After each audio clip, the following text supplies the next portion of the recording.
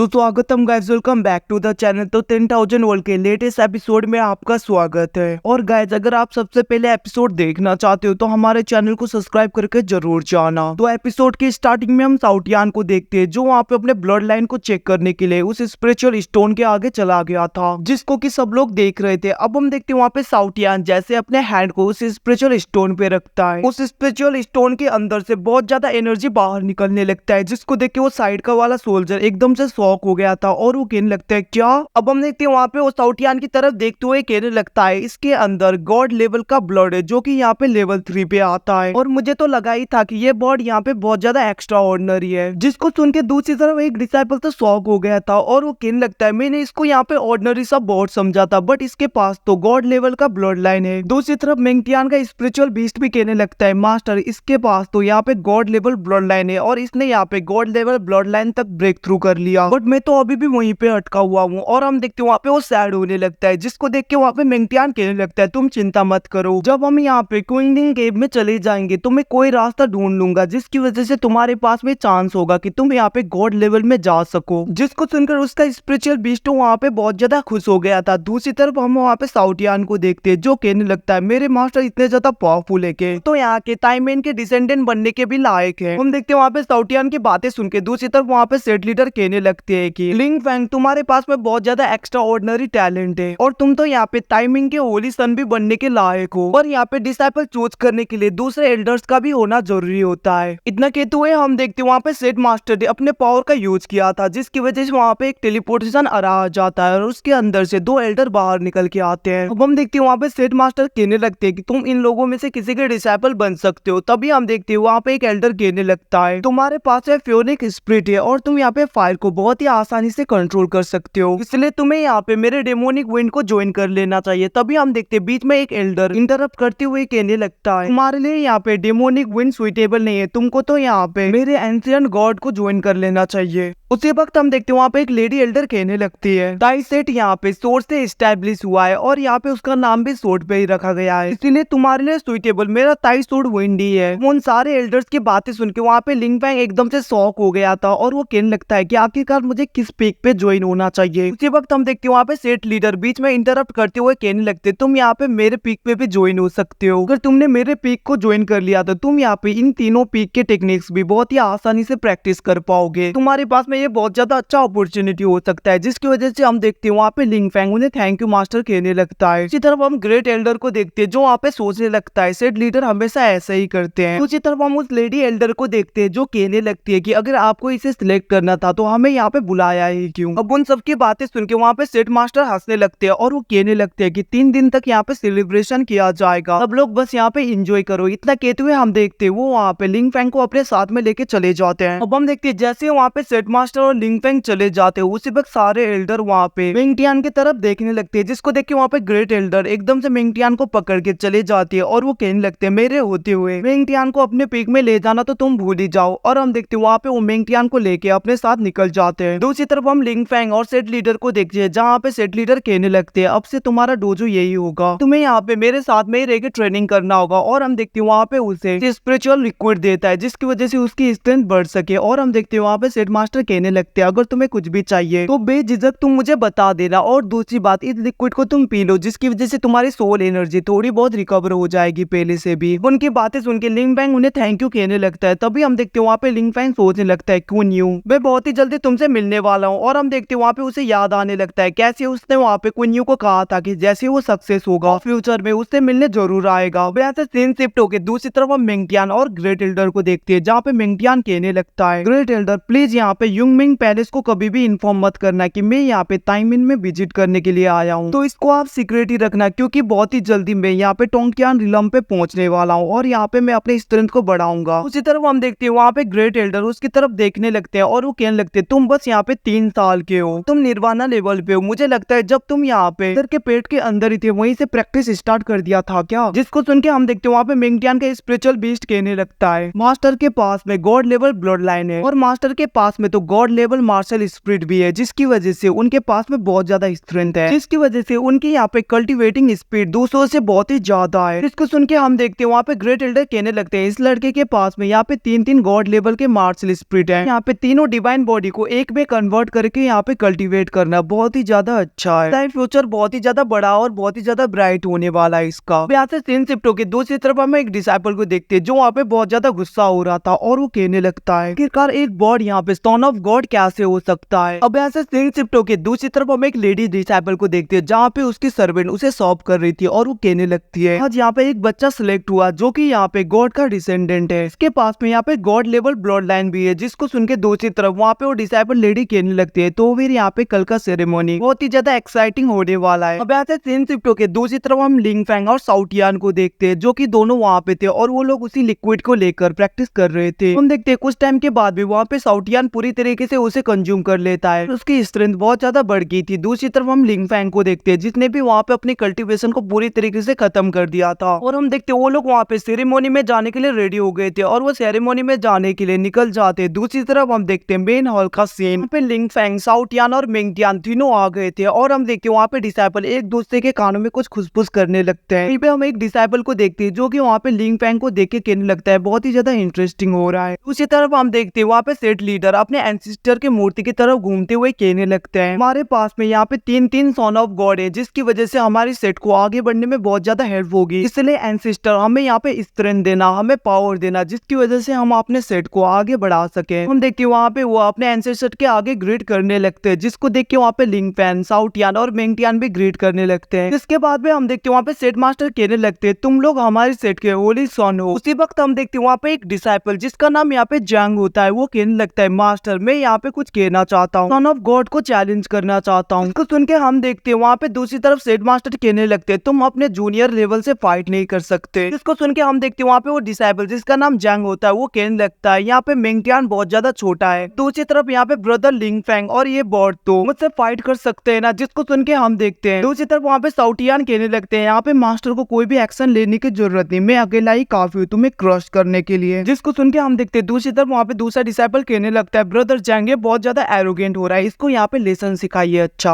हम देखते हैं वहाँ पे जैंग भी कहने लगते हैं तुम्हारी इतनी हिम्मत, आओ बैटल अरीना में। और हम देखते हैं वो दोनों वहाँ पे बैटल अरीना में चले जाते हैं। यहाँ पे साउटियान के ऊपर जेंग अटैक कर रहा था बट हम देखते हैं वहाँ पे जेन के अटैक को साउटियान बहुत ही आसानी से रोक लेता है और वहाँ पे साउटियान कहने लगता है यहाँ पे छोटे मोटे अटैक करना बंद करो और कोई पावरफुल अटैक करो। जिसको सुन के हम देखते हैं वहाँ पे जेंग अपने बहुत ज्यादा क्लोन्स बना लेता है और टाइगर स्पिरिट से साउटियान के ऊपर अटैक कर देता है, जिसको देख के वहाँ पे दूसरी तरफ एक डिसाइपल कहने लगता है इनके ये सारे क्लोन्स उसके ओरिजिनल बॉडी जितने ही पावरफुल हैं। इसी तरफ लिंग फैंग कहने लगते हैं अच्छे खासे एबिलिटीज है बट ये इनफ नहीं होगा यहाँ पे साउटियान को हराने के लिए। तो गाइस इसी के साथ एपिसोड खत्म होता है, कुछ टाइम के बाद में यहाँ पे स्पीड सोर्स ओवरिंग आएगा तो उसके लिए वेट करना। Thank you for watching, bye see you again.